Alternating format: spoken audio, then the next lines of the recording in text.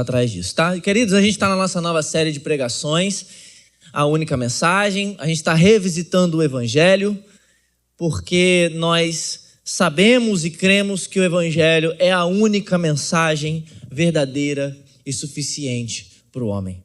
E hoje a gente vai falar um pouco sobre a singularidade do Evangelho. E para isso eu gostaria que você abrisse a sua Bíblia no Evangelho de João, no capítulo 14. João, capítulo 14. Pega o tablet para mim, por favor, Esther. Obrigado. Evangelho de João, capítulo 14.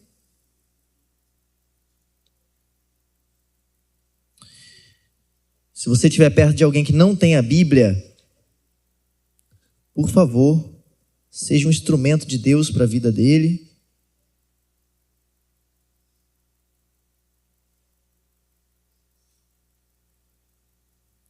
Eu ia falar que esse é um dos textos mais bonitos da Bíblia, para mim. Mas você já está de paciência cheia disso já, né? Todo o texto é bonito para mim. A gente vai ler a partir do versículo 1, que diz assim: que o coração de vocês não fique angustiado. Vocês creem em Deus, creiam também em mim. Na casa do meu pai há muitas moradas. Se não fosse assim, eu já lhes teria dito, pois eu vou preparar um lugar para vocês, e quando eu for e preparar um lugar, voltarei e os receberei para mim mesmo, para que onde eu estou, vocês estejam também. E vocês conhecem o caminho e para onde eu vou. Então Tomé disse a Jesus: não sabemos para onde o Senhor vai. Como podemos saber o caminho? Jesus respondeu: eu sou o caminho, a verdade e a vida. Ninguém vem ao Pai a não ser por mim. Até aí. Queridos, algumas vezes eu conversei com pessoas que estiveram, e muitas vezes eu li isso, e biografias e relatos, ao lado de cristãos no leito de morte. Cristãos que estão próximos de morrer. E uma das coisas mais frequentes que eu vi, ouvi, li nesses relatos é que ali, mesmo diante de um inimigo ferrenho, que é a morte, ou mesmo diante de dores no corpo, mesmo diante de coisas ruins que estavam ali acontecendo, o sentimento da maioria dessas pessoas era uma paz, uma tranquilidade, uma calma, um sentimento de estar só aguardando o barco celestial vir para que eles entrem e atravessem para o outro lado do Rio Azul. Não se turbe o vosso coração. Credes em Deus, crede também em mim. Na casa do meu pai há muitas moradas. E se não fosse assim, eu vos teria dito, eu vou preparar lugar. E quando eu for e vos preparar lugar, eu voltarei outra vez e vos levarei para mim mesmo, para que onde eu estou, vós estejais também. Essa é a calma, essa é a paz. Essas são as palavras de Jesus no texto que nós lemos. Era o discurso de despedida de Jesus. Jesus estava indo embora, não só indo embora, mas estava perto de ser cuspido, zombado, crucificado.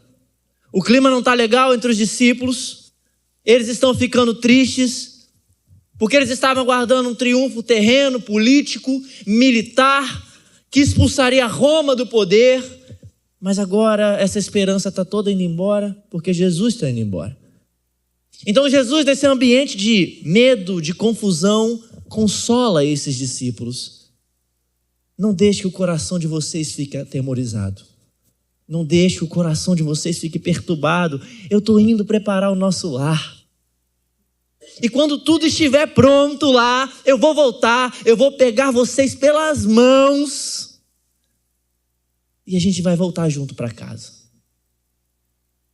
A gente já falou aqui sobre como cada um de nós neste mundo que está aqui hoje, que está lá fora, cada um de nós está à procura desse lar.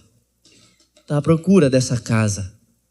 Existe dentro de nós, de todos nós, esse desejo essencial de saber que lugar é esse, que morada é essa, que endereço é esse, o que é isso que Jesus está falando, como que a gente vai chegar lá, qual é o caminho para a gente poder chegar nesse lugar.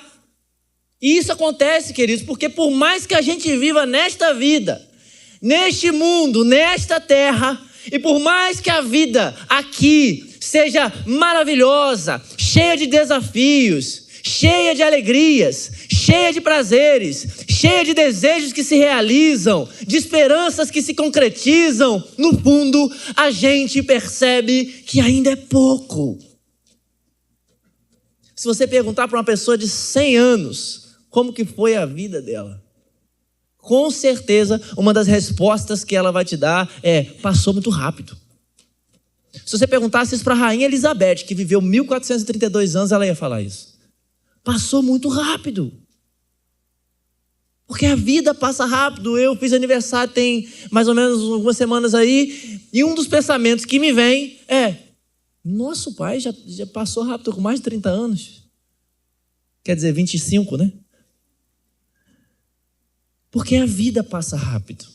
E por que a gente pensa assim? Porque nenhum de nós consegue fazer caber no espaço da nossa vida aqui, no tempo, na história, aquilo que a gente acha que a existência é. Porque a vida é muito mais do que os anos que nós acumulamos. Muito mais. Quando a gente envelhece, o nosso corpo envelhece junto. A gente sente o nosso corpo cansar. Os nossos olhos já começam a não enxergar direito, escurecem. A nossa vida começa a ficar pior. Mas você já parou para reparar e para perguntar também, quem é mais velho, que lá dentro mesmo, na alma, a alma continua nova. Tudo continua novo. A pessoa quer viver mais. Se você perguntar para quem tem 150 anos se ele quer viver mais um dia, ele vai dizer: quero. Eu quero viver mais, eu preciso viver mais, eu preciso estar mais vivo. Porque realmente a vida é mais, irmãos. Realmente a vida é mais do que isso. Realmente a vida é muito mais. Lá no fundo nós sentimos que tudo isso aqui não termina aqui, que não cessa aqui, que não para aqui, e que eu e você estamos andando na direção de mergulharmos o nosso ser nesse abraço eterno, nesse aconchego, nesse ninho onde a gente pode descansar e realizar finalmente a nossa existência para sempre. E não importa a idade. Eu sei que tem muitos jovens aqui. E às vezes, a gente pensa, porque a gente é jovem, que essa é uma reflexão muito distante. Mas não é. Porque nem sempre a gente consegue terminar a nossa existência na velhice. Nem sempre a gente consegue traçar o caminho da juventude até a velhice. Nem sempre.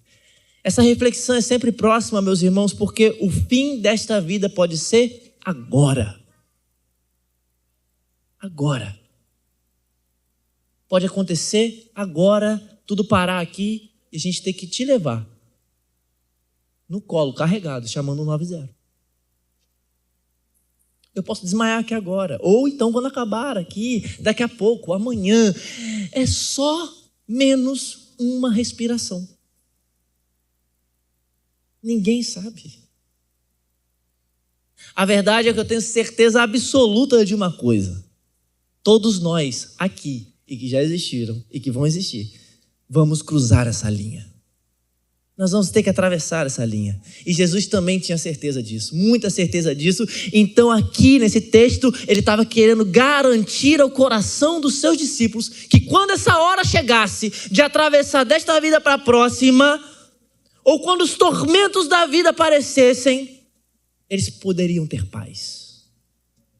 E Jesus ainda é mais ousado, porque ele diz no versículo 4, vocês conhecem o caminho e para onde eu vou.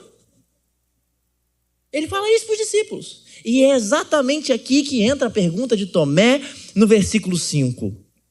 Não sabemos para onde o Senhor vai.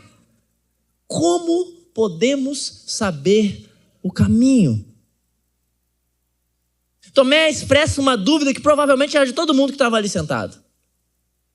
Tomé ainda está preso a uma compreensão mais literal, mais imediatista. E ele não só expõe o questionamento daqueles homens, mas expõe o questionamento de todos nós. Você pode não conhecer Jesus, você pode não acreditar em Jesus, você pode até achar que anda com Jesus, mas no fundo a pergunta é contextualizada para todos nós, de todos os tempos, de todo mundo. Como é que eu me preparo para chegar nessa morada? Como é que eu ando nesse caminho, nesse endereço? Que caminho é esse? Qual o caminho que eu preciso percorrer para viver bem? E não só viver bem, mas morrer bem.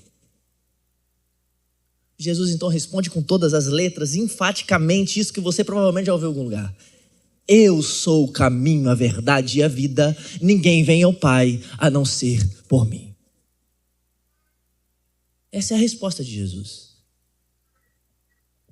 E por causa de ouvirmos essa resposta, muitas vezes na vida, a gente corre o sério risco de banalizar essa resposta. A resposta de Jesus no versículo 6 não serve apenas para acalmar a angústia daquele momento, irmãos. Essa resposta redefine completamente a forma como aqueles discípulos e nós também entendemos o conhecimento de Deus, a salvação em Deus e a nossa própria existência. Enquanto os discípulos que estavam ali e nós também queriam algo objetificado, coisificado, materializado, a resposta de Jesus é da sua absoluta singularidade. Só eu sou. E o ponto de Jesus é que eles não precisavam de um mapa detalhado, de uma coisa escrita, de um sistema de rituais, um conjunto moral para chegar a Deus. Não, o que realmente faltava para eles e também para nós é enxergar com clareza quem é Jesus. Compreender de fato a identidade daquele que estava falando com eles.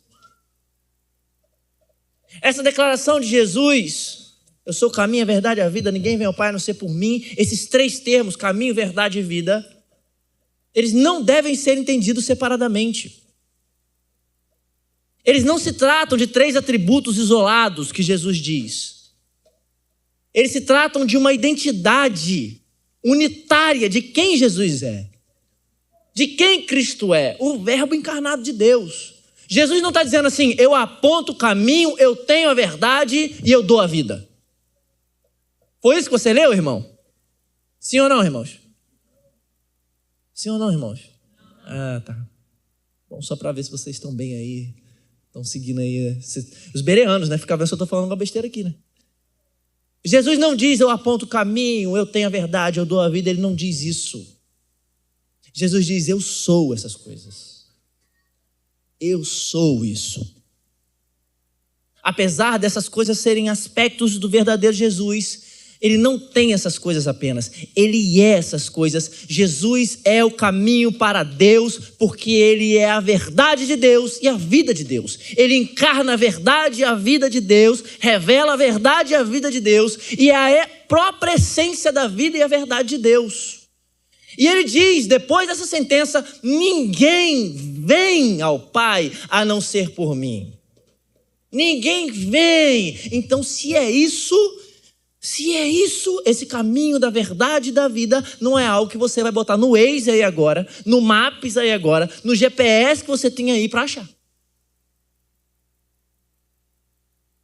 Se é Ele, então isso significa que é uma relação pessoal que nós construímos com Cristo.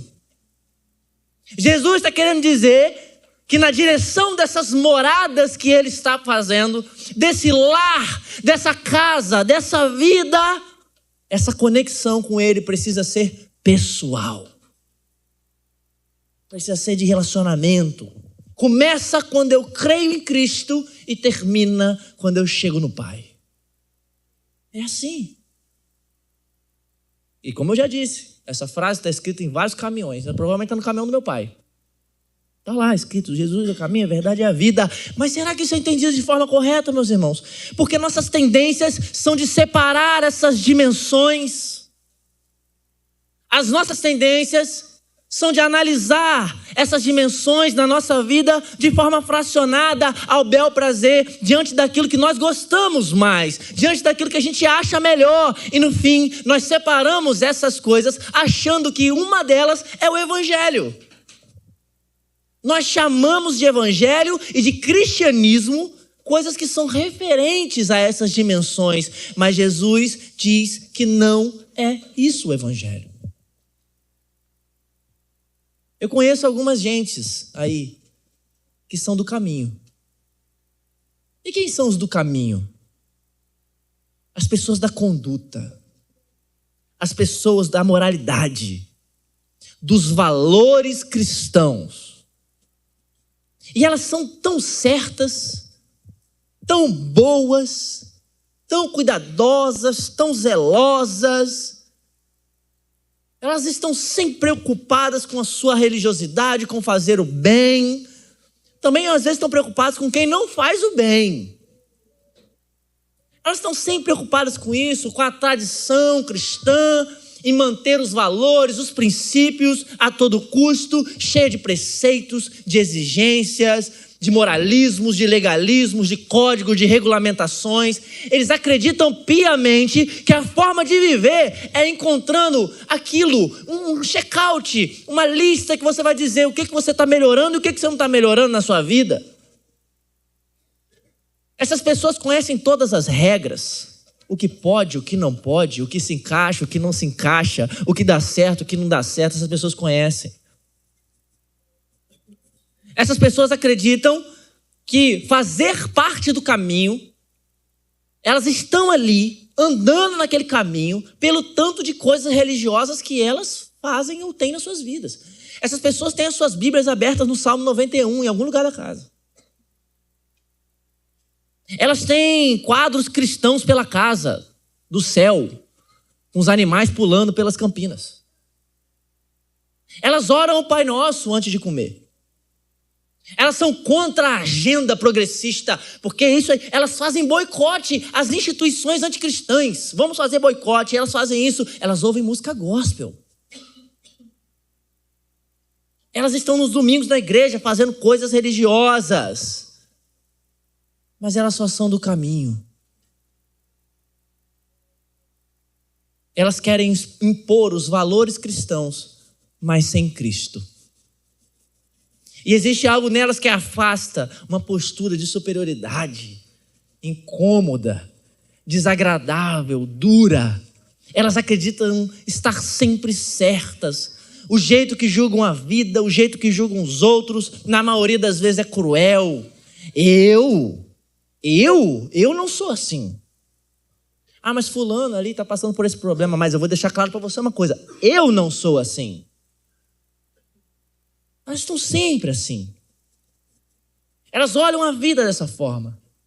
E não conseguem se relacionar com gente que está quebrada. São impacientes. Não enxergam os processos que a vida traz em si mesmos e nos outros. Não conseguem ver isso.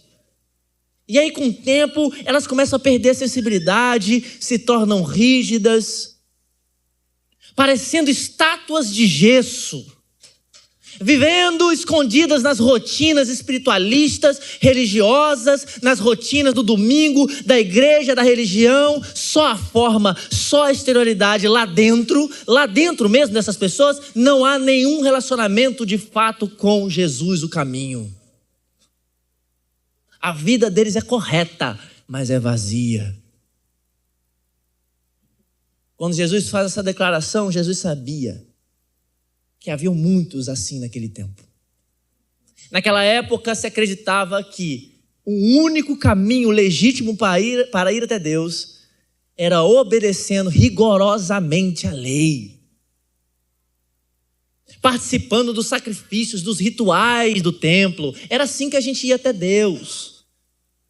Mas todas as pessoas estavam vazias. Então vejam, meus irmãos, quantos aqui nessa noite não são só do caminho?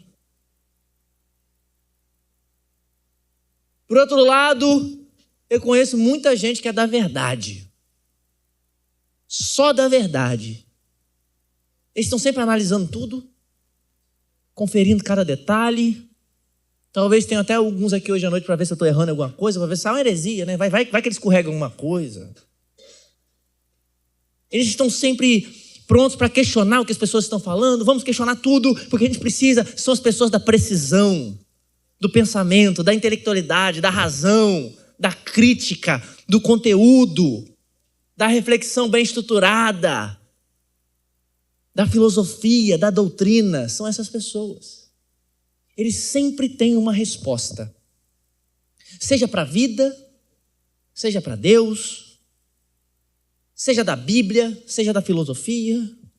Eles sempre têm frases filosóficas, eles seguem as páginas do Instagram, do estoicismo tal. Eles sabem conversar sobre isso.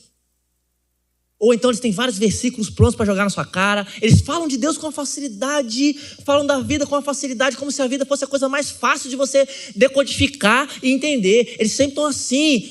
Eles são completamente seguros de si e seguros de que já entenderam, já viveram, já experienciaram todas as coisas da vida e por isso eles sabem realmente qual é a verdade. Essas pessoas têm até uma mente brilhante, mas têm uma vida vazia.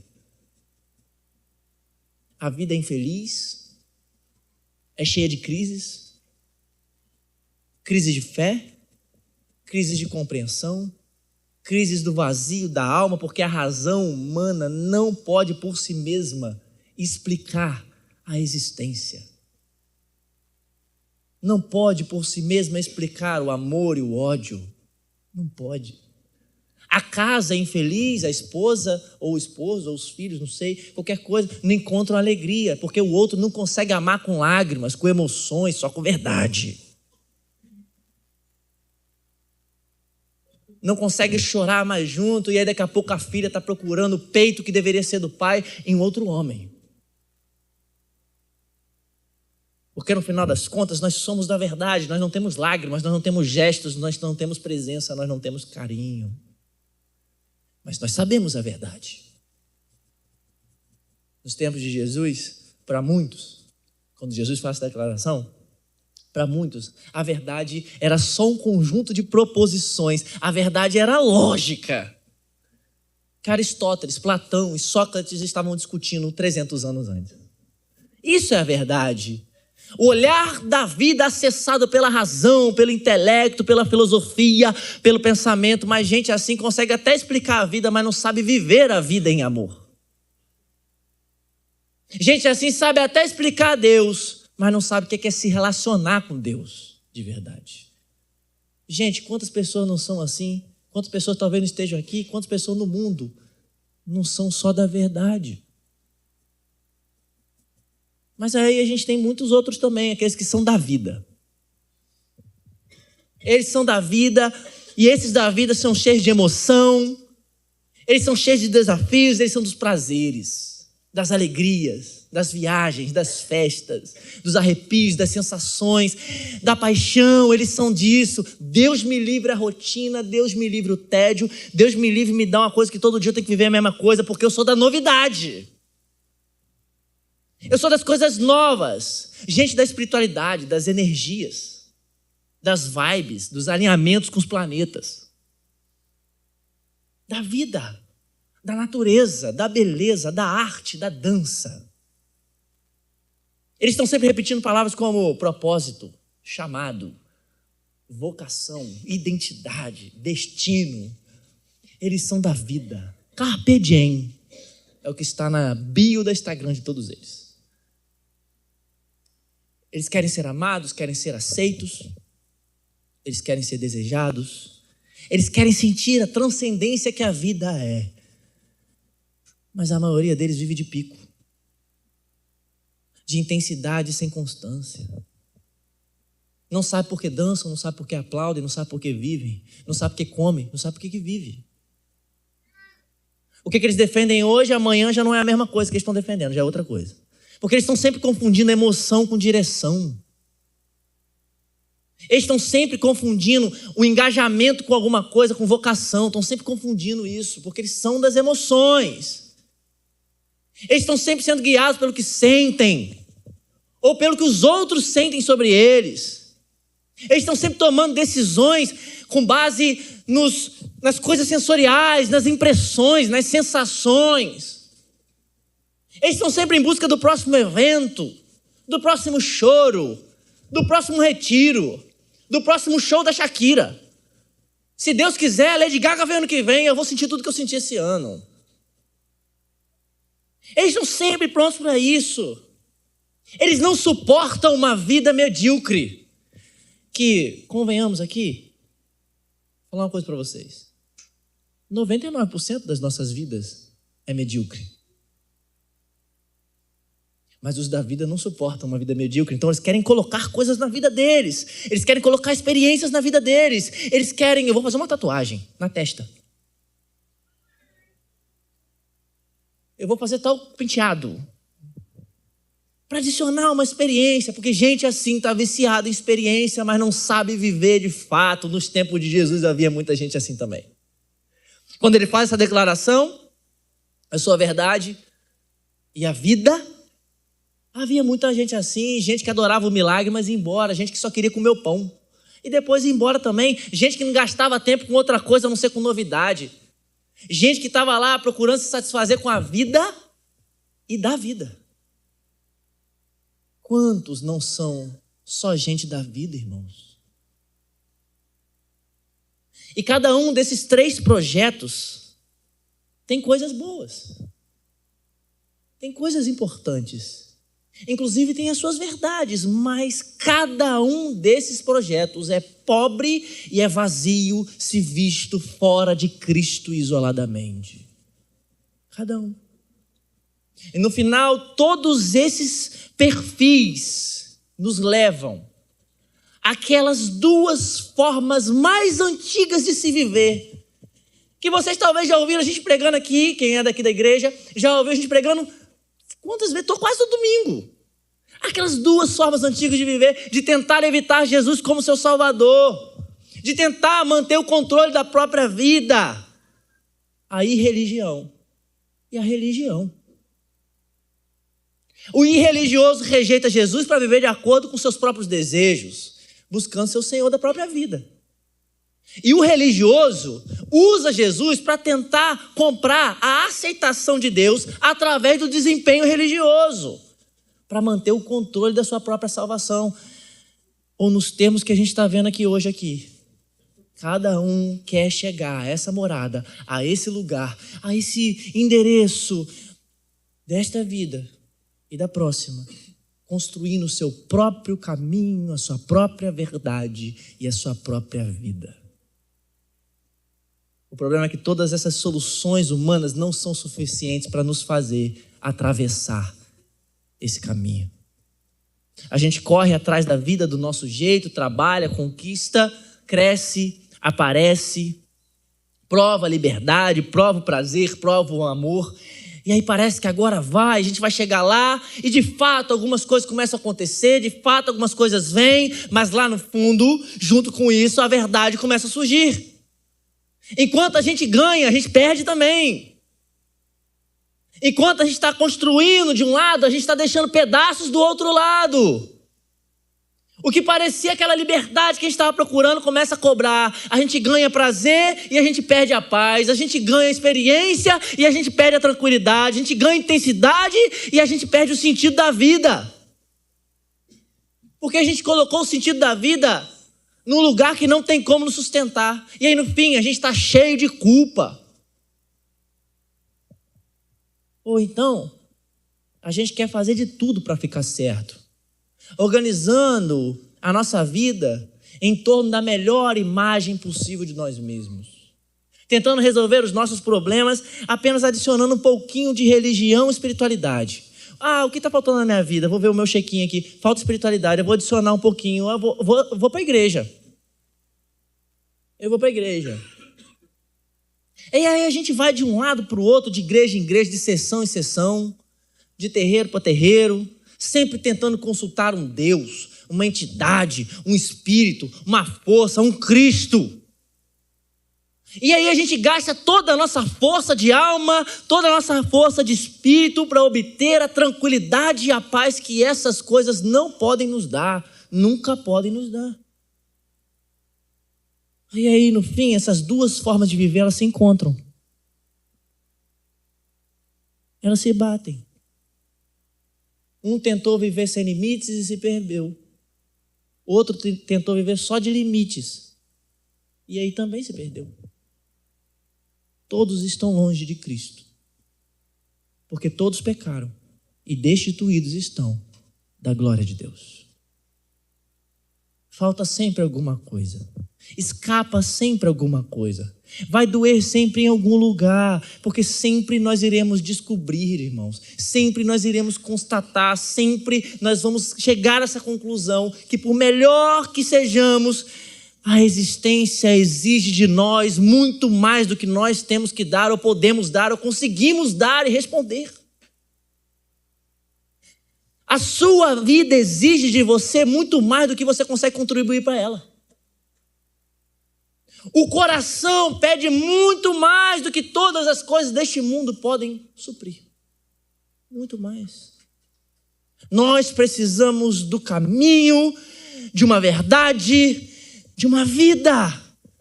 E Jesus diz então para aqueles discípulos e para você nessa noite: eu sou o caminho, a verdade e a vida. Ninguém vem ao Pai a não ser por mim.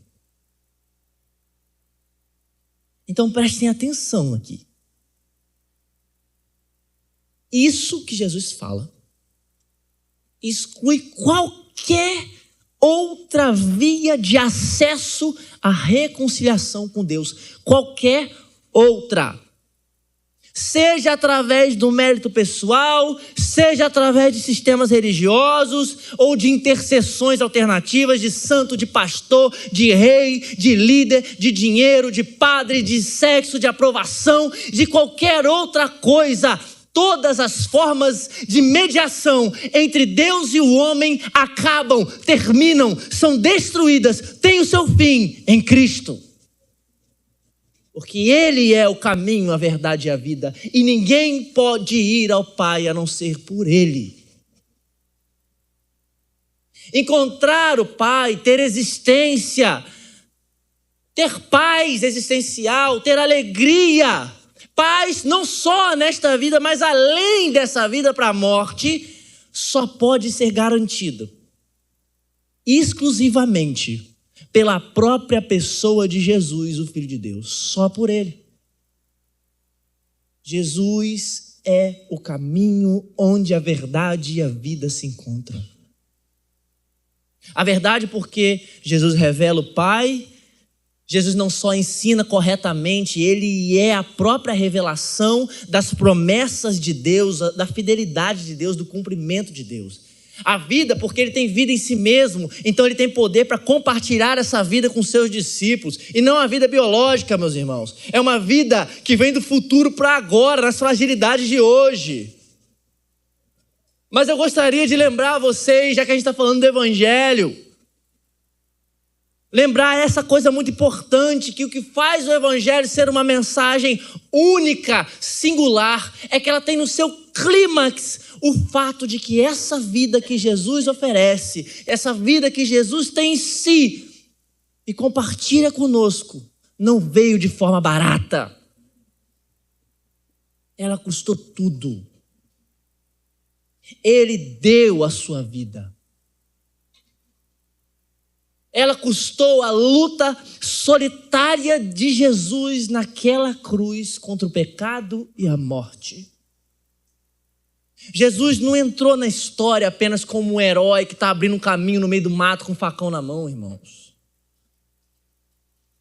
Para que os outros possam seguir o seu esforço, seguir os seus ensinamentos, imitando o exemplo dele. Não, irmãos, se a gente reduzir Jesus a alguém que apenas ilumina o caminho, que serve como modelo a ser seguido, um profeta que a gente vai ouvir os ensinamentos, se a gente reduzir Jesus a isso, a gente perde o Evangelho.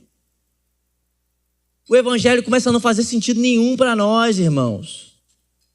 E aí a humanidade inteira vai continuar condenada. Esse caminho que Jesus está dizendo aqui passou pela angústia intensa da morte, do Getsêmane, do sofrimento da cruz, da rejeição total e do juízo de Deus. E um caminho assim não pode ser trilhado por homens caídos. Não pode ser. Não pode. E é por isso então que a mensagem que nós deveríamos proclamar, e se Deus quiser, em nome de Jesus, nós proclamaremos isso aqui até a gente morrer. Mas que todas as igrejas do mundo, neste horário, que estão se reunindo neste horário ou nos outros horários deste domingo, deveriam proclamar, não é sigam o caminho de Jesus. É, Jesus é o caminho. É diferente. Jesus não diz, sigam o meu caminho. Jesus diz, eu sou o caminho. Eu sou isso. Jesus é a própria estrada, pisoteado e esmagado. Ele é o caminho, é o único chão firme onde a gente pode pisar no meio dos terremotos que estão acontecendo ao nosso redor. Eu não sei se você já parou para pensar o que acontece no Getsemane. Muita coisa acontece no Getsemane também que pergunta nada a ver que eu fiz para você. Muita coisa acontece ali, mas tem uma coisa que acontece no Getsemane ali que é muito profunda sobre o que a gente está falando aqui. Jesus disse para Deus, para o Pai, Pai, se possível for, afaste de mim esse cálice. Meus irmãos, se houvesse qualquer outro caminho, se houvesse qualquer outra forma, ele está falando, se for possível, afaste de mim esse cálice. Então, se houvesse qualquer outro caminho, se houvesse qualquer outra forma, fosse a sinceridade dos homens, a moralidade dos homens, as boas obras, ou outras religiões fossem suficientes, o Pai teria deixado Jesus passar dessa. O Pai teria deixado Jesus sair da cruz, mas sabe o que acontece? Jesus morre na cruz, sabe por quê? Porque Jesus é o único caminho. O fato do Pai não ter poupado o Filho na cruz é a prova suprema de que Cristo não é apenas mais uma coisa que a gente adiciona na nossa vida. Ele é o único caminho que pode satisfazer a justiça e o amor de Deus. É isso que Jesus é, irmãos. Então, meus queridos, ou Cristo salva completamente, ou ninguém pode salvar. Ou é somente Cristo, ou não tem nada de Cristo. Não é Cristo mais algo. Se houvessem outras intercessões, outras mediações, se o mérito humano pudesse abrir uma trilha, um caminho, uma frecha na porta do Pai, a morte de Jesus teria sido em vão e a gente pode abandonar o Evangelho. Pois não há. E é muito profundo saber no nosso coração que é essa exclusividade, que é essa singularidade ali que faz com que a gente possa ser amado. Jesus ser único não é um modo de Deus de excluir pessoas. É o resultado necessário que a humanidade precisa para ser salva. E é por isso que o Evangelho, então, não é uma proposta dentre muitas coisas. Não é um refinamento de um sistema ético. Não é. Não é uma forma de viver iluminado. Não é uma via de elevação humana. Não é. Não é algo místico dentre tantas as outras disponíveis no mercado por aí. Qualquer coisa, qualquer pessoa, qualquer mensagem que tente oferecer um caminho fora de Cristo não passa de ilusão, de engano. Jesus está deixando claro quando ele diz isso aqui, que Ele é Deus e somente Ele é Deus. E esse caminho é libertador, meus irmãos. Porque a singularidade do Evangelho, quando compreendida no nosso coração aqui dentro, não produz arrogância, pelo contrário. O Evangelho tem no seu cerne o próprio Deus que se fez homem, que sofreu, que viveu com compaixão com as pessoas, com humildade, não usou o poder para poder usurpar de ninguém, para dominar, mas para servir, para lavar os pés dos seus discípulos, dos seus traidores, morrer na cruz pelos pecadores. Isso deveria mudar a gente. No cerne do evangelho está a verdade que ninguém é salvo por mérito, por ser bom demais, mas pela graça, e uma graça imerecida. Isso é libertador. Jesus está dizendo para os seus discípulos e para nós nessa noite: você tem uma ansiedade básica, você tem uma coisa aí dentro, quer chegar no seu destino, quer atravessar, quer chegar nesse lugar, quer repousar a sua existência, a sua vida. Então eu posso tomar você pela mão, eu posso pegar você e eu posso levar você para esse lugar onde a sua existência repousa. Eu sou o caminho, a verdade e a vida. É isso que Jesus está dizendo. E lembra qual é o contexto que Jesus está dizendo isso aqui? Você lembra como estavam aqueles discípulos quando Jesus diz essas palavras? Como estavam os sentimentos dos discípulos quando Jesus fala essas palavras que a gente acabou de ver aqui hoje? Um coração perturbado, ansioso, triste, cheio de medos, desesperançoso, vivendo complexidades que a gente não conseguia responder, que eles não conseguiam pensar, imaginar do que poderiam fazer com aquilo. Assim como pode estar o Senhor nessa noite. Assim como pode estar de qualquer um aqui. Então Jesus se mostra nesse momento como único, como exclusivo, como singular, para te dar um alicerce espiritual extremamente seguro. Imagina se houvessem muitas possibilidades para que você terminasse bem. Toda a responsabilidade da sua vida, o peso disso estaria sobre você. Mas Jesus quer acalmar o coração dos discípulos e o teu nesta noite, mostrando: eu sou o caminho. Eu sou. Não se turbe o coração. Jesus é o único caminho e Ele já completou essa jornada por nós. Então a gente só tem que descansar na fidelidade dEle, na presença dEle. Meu irmão, Jesus não quer só que você chegue a algum lugar. Jesus não quer só que você vá para o céu. Não. Ele quer que o céu chegue a você. Ele quer que o céu more aí. Ele quer que você tenha o céu enquanto você caminha aqui na terra, porque se isso não acontecer, você vai andar aqui na terra com o inferno no peito. É isso. E tudo isso começa com um encontro pessoal, meu irmão. Tudo isso começa com uma entrega de fé, uma conexão pessoa a pessoa com Jesus. Numa percepção correta de quem eu sou diante de Jesus e quem Ele é. Isso não começa apenas em uma simpatia com Ele, não tem simpatizante com Jesus. Não começa apenas em alguns pontos com Jesus, não é apenas em algumas coisas, não é no, até esse aqui vai, Jesus, a partir daqui não. Não, aqui eu te entrego, aqui também não. Não, irmãos, isso começa com uma rendição total, uma entrega total. É assim, quando eu me entrego, eu me conecto, eu me relaciono com Ele de verdade, que eu coloco os pés nesse caminho e eu continuo nele, se permanecer em Cristo. É assim. É assim que funciona. Eu só chego nessa morada, nesse lar, nesse ninho, se Ele me levar.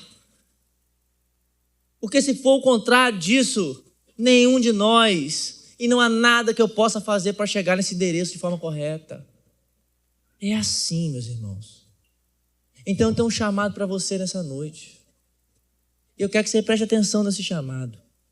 Depois de ver tamanha singularidade, mas especialmente tamanha salvação, venha a Cristo. Venha a Jesus. Eu sei que a maior parte desse auditório é de gente daqui da igreja. Mas é para você que eu estou falando também. A vida cristã é ir a Cristo uma vez em que Ele nos salva. E depois disso, ir mais 1 bilhão de vezes a Ele. A cada dia. Venha a Cristo. Ele é o caminho, a verdade e a vida.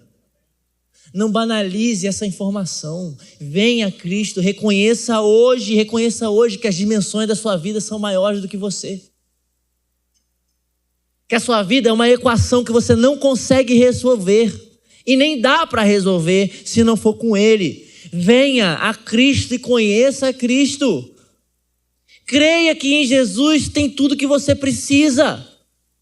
Tudo que você está procurando. E que em Jesus não vai precisar de mais nada, meus irmãos. Nada. Quem tem Jesus não precisa de mais nada. Quem tem Jesus não precisa de outro mediador. Quem tem Jesus não precisa de outra coisa. Quem tem Jesus tem tudo. E quem não tem Jesus não tem nada. Nada. Venha a Cristo.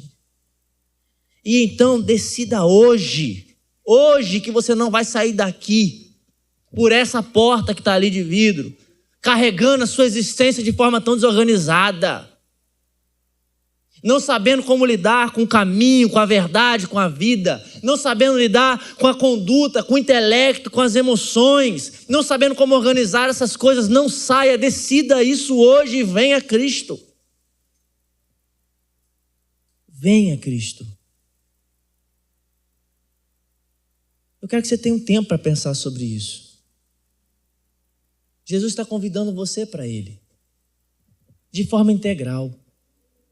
Não é só como alguém que confessa o nome de Jesus, mas alguém que tem Jesus confessado nele, aqui dentro. Esse é um convite de Jesus, não um convite meu, não um convite da Igreja do Calvário. É Ele que está dizendo: eu sou o caminho, a verdade e a vida. Ninguém vem ao Pai a não ser por mim.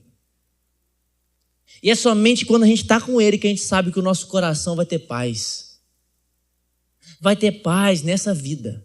E quando essa vida se for, nós teremos paz. Porque essa morada, esse lugar onde Ele está falando, nós estamos caminhando para lá. Porque nós temos o caminho, a verdade e a vida.